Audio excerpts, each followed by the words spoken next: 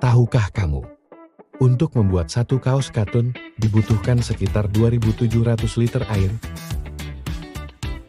Jumlah ini setara dengan air minum yang cukup untuk satu orang selama 2,5 tahun. Bayangkan, sebanyak itu air hanya untuk satu kaos saja.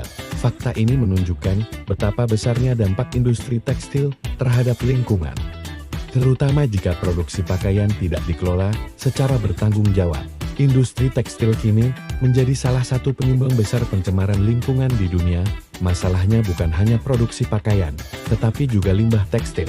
Setiap tahun jutaan ton pakaian dibuang dan berakhir di tempat pembuangan akhir. Sebagian bahkan mencemari sungai dan lautan.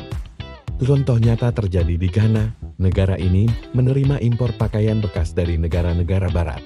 Pakaian ini dikenal dengan istilah obroniwau, yang berarti pakaian orang kulit putih yang sudah meninggal. Sayangnya banyak pakaian tersebut tidak terjual.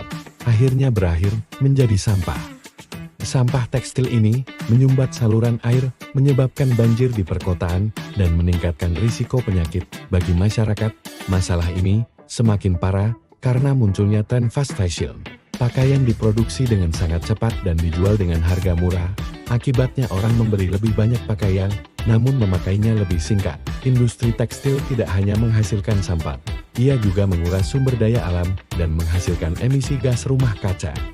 Jika tidak dikelola dengan baik, dampaknya akan dirasakan oleh generasi mendatang. Masalah limbah tekstil berkaitan langsung dengan tujuan pembangunan berkelanjutan, terutama SDG 6 air bersih dan sanitasi, SDG 12 produksi dan konsumsi yang bertanggung jawab, dan SDG 13 penanganan perubahan iklim.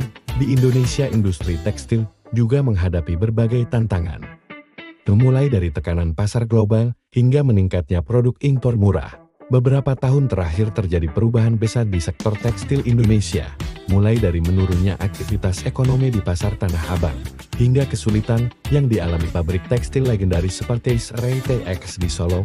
Masuknya produk tekstil impor murah membuat produk lokal semakin sulit bersaing. Di sisi lain, impor sampah tekstil juga menambah beban lingkungan. Menariknya, negara maju pun belum sepenuhnya berhasil mengatasi masalah limbah tekstil. Rata-rata orang Eropa menggunakan sekitar 26 kg tekstil setiap tahun dan membuang sekitar 11 kg.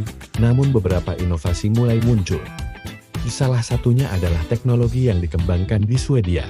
Fasilitas ini mampu memilah hingga 4,5 ton limbah tekstil setiap jam. Teknologi ini menggunakan sensor cahaya inframerah.